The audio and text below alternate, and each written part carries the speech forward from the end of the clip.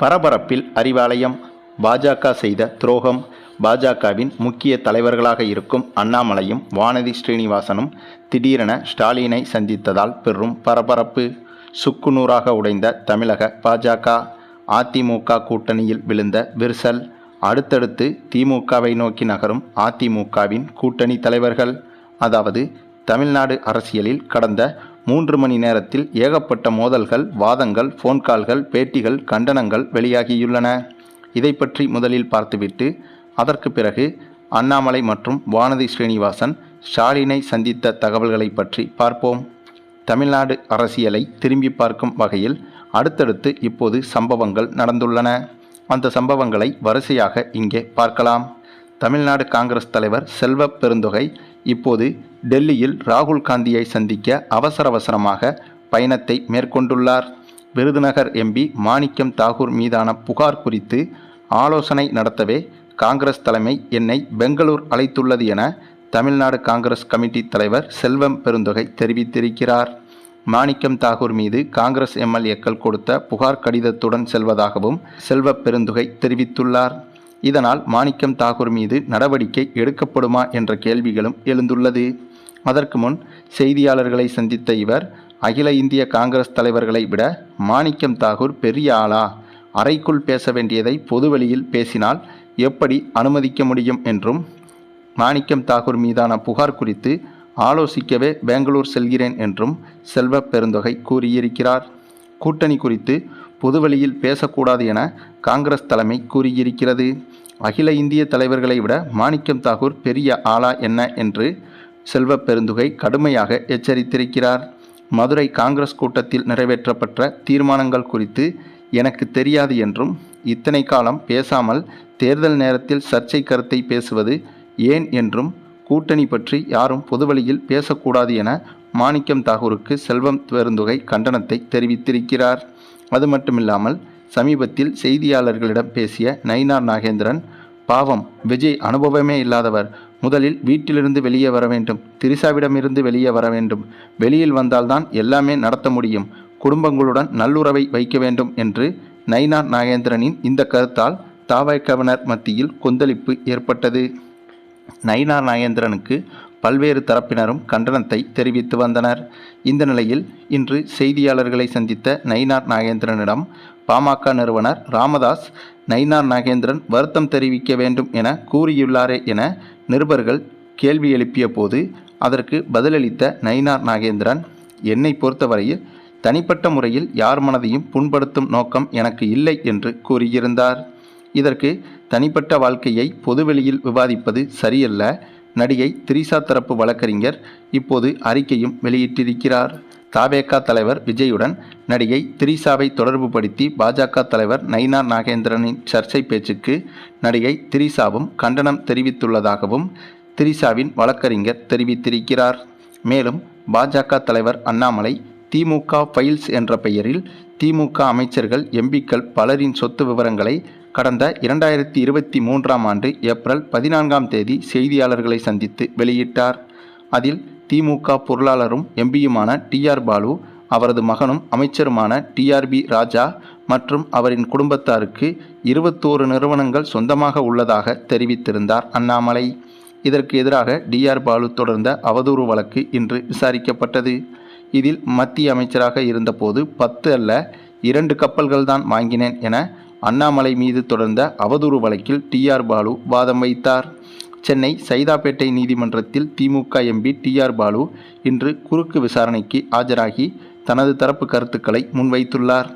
நான் மட்டுமே கப்பல் வாங்கியதாக சொல்வதில் உண்மையில்லை, உள்நோக்கத்துடன் விஷயமே தெரியாமல் அரைவேக்காட்டுத்தனமாக செய்தித்தாளுக்கு பேட்டியளித்துள்ளார் என்று அண்ணாமலையை குறிவைத்து வாதம் வைத்துள்ளார் டிஆர் பாலு.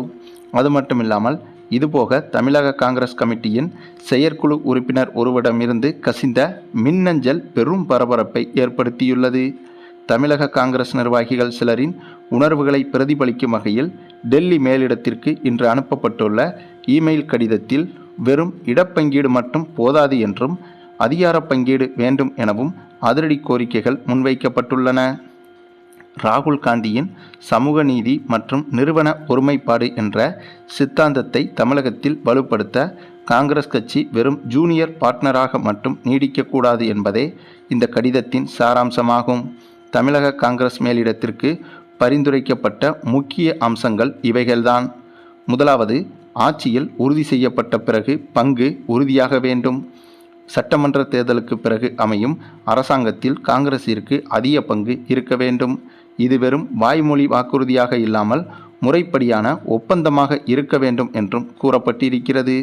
இரண்டாவதாக, அந்த மெயிலில் கூறப்பட்டிருப்பது அதிகப்படியான சட்டமன்ற தொகுதிகள் தேவை என்றும் கட்சியின் தற்போதைய பலத்தை பிரதிபலிக்கும் வகையில் கூடுதல் தொகுதிகளை கேட்டு பெற வேண்டும். இதன் மூலம் சட்டமன்றத்தில் காங்கிரசின் பலத்தை கணிசமாக உயர்த்த வேண்டும் என்றும், அதனைத் தொடர்ந்து மூன்றாவதாக அந்த மெயிலில் குறிப்பிட்டுள்ளது உள்ளாட்சி மற்றும் வாரியங்களில் பிரதிநிதித்துவம் வேண்டும் என்றும், உள்ளாட்சி தேர்தல்கள், நகராட்சி தலைமை பதவிகள், அரசு வாரியங்கள் மற்றும் கூட்டுறவு நிறுவனங்களில் காங்கிரசிற்கு நியாயமான இடங்கள் ஒதுக்கப்பட வேண்டும் என்றும், இறுதியாக நான்காவதாக உள்ளாட்சி தேர்தலில் நிலையான சதவீதம் தேவை என்றும், அடிமட்ட அளவில் கட்சியை வலுப்படுத்த வேண்டும் என்றும், உள்ளாட்சி தேர்தலில் காங்கிரசிற்கென ஒரு குறிப்பிட்ட சதவீத இடங்களை முன்கூட்டியே உறுதி செய்ய வேண்டும் என்றும், இத்தகைய கோரிக்கைகள் தான் காங்கிரஸ் மேலிடத்திற்கு அனுப்பப்பட உள்ளதாக அத்தகைய மெயிலில் இருந்துள்ளது. மேலும் தமிழக அரசியலில் நடிகர் விஜயின் தமிழக வெற்றி கழகத்தின் வருகை மற்றும் விஜய் முன்வைக்கும் அதிகார பகிர்வு என்ற முழக்கம் காங்கிரஸ் தொண்டர்களிடையே ஒரு தாக்கத்தை ஏற்படுத்தியுள்ளது உண்மைதான். 58 ஆண்டுகளாக தமிழகத்தில் அதிகாரத்தில் இல்லாத காங்கிரஸ் இப்போது ஆட்சியில் பங்கு கேட்பது திமுகவுக்கு புதிய நெருக்கடியை உருவாக்கியுள்ளது. இருப்பினும் முதல்வர் மு.க. ஸ்டாலின் சமீபத்தில் கூட்டணி ஆட்சி தத்துவம் தமிழ்நாட்டிற்கு பொருந்தாது என திட்டவட்டமாக தெரிவித்துவிட்டார். ஆனால் ராகுல் காந்தி எனது சகோதரர் போன்றவர் என கூறியிருந்தார் ஸ்டாலின். இதனால் காங்கிரஸ் மேலிடம் நல்ல முடிவை எடுக்கும் என தமிழக காங்கிரஸ் தலைவர்கள் நம்பிக்கையூட்டி வருகின்றனர். ஆக இப்படியாக தமிழக அரசியலில் அடுத்தடுத்து பல அரசியல் நிகழ்வுகள் சூடு பறக்க நடந்து கொண்டிருக்கும் இந்த தருணத்தில் திடீரென இப்போது மற்றொரு முக்கிய சம்பவமாக அண்ணாமலை அவர்களும் வானதி ஸ்ரீனிவாசனும் ஒன்றாக சேர்ந்து வந்து முதல்வர் ஸ்டாலினை சந்தித்து வருவதாகவும் தகவல்கள் பரவி வருகிறது. ஏற்கனவே அண்ணாமலையை தேர்தல் குழுவிலிருந்து பாஜக நீக்கியிருந்தது. அதேபோல வருகிற சட்டமன்ற தேர்தலில் கோவை தொகுதியில் வானதி ஸ்ரீனிவாசன் நிற்கக்கூடாது என்றும், வானதி ஸ்ரீனிவாசனுக்கு வேறொரு தொகுதியை கொடுப்பதற்கு பாஜக முடிவெடுத்துள்ளது என்றும், ஆகவே இந்த இரண்டு விஷயங்களிலும் பாதிக்கப்பட்டிருக்கும் அண்ணாமலையும் வானதி ஸ்ரீனிவாசனும் இப்போது திமுக கூட்டணியில் இணைவதற்கான வாய்ப்புகள் பிரகாசமாக மாறியுள்ளது. அதனாலேயே வானதி ஸ்ரீனிவாசனும் அண்ணாமலை அவர்களும் முதல்வர் ஸ்டாலினை சந்தித்து வருவதாகவும், இந்த சந்திப்பின் முடிவில் அண்ணாமலை அவர்களும் வானதி ஸ்ரீனிவாசன் அவர்களும் திமுகவில் இணைவதற்கான, அதாவது திமுக கூட்டணியில் இணைவதற்கான அதிகாரப்பூர்வ அறிவிப்பு வெளியாகும் என்றும் எதிர்பார்க்கப்படுகிறது. சரி, நீங்கள் சொல்லுங்கள், தற்போதைய தமிழக அரசியல் நகர்வுகள் பற்றியும், குறிப்பாக அண்ணாமலை மற்றும் வானதி ஸ்ரீனிவாசன் உள்ளிட்டோர் திமுக கூட்டணியில் இணைந்தால் அது திமுக கூட்டணிக்கு பலமா பலவீனமா என்பதை பற்றியும் உங்களுடைய கருத்துக்களையும் கமெண்டில் தெரிவிங்க. மேலும் இந்த வீடியோ பிடிச்சிருந்தா லைக் பண்ணுங்கள், மற்ற அனைவருக்கும் ஷேர் பண்ணுங்கள், மறக்காமல் நம்ம சேனலை சப்ஸ்கிரைப் பண்ணுங்கள்.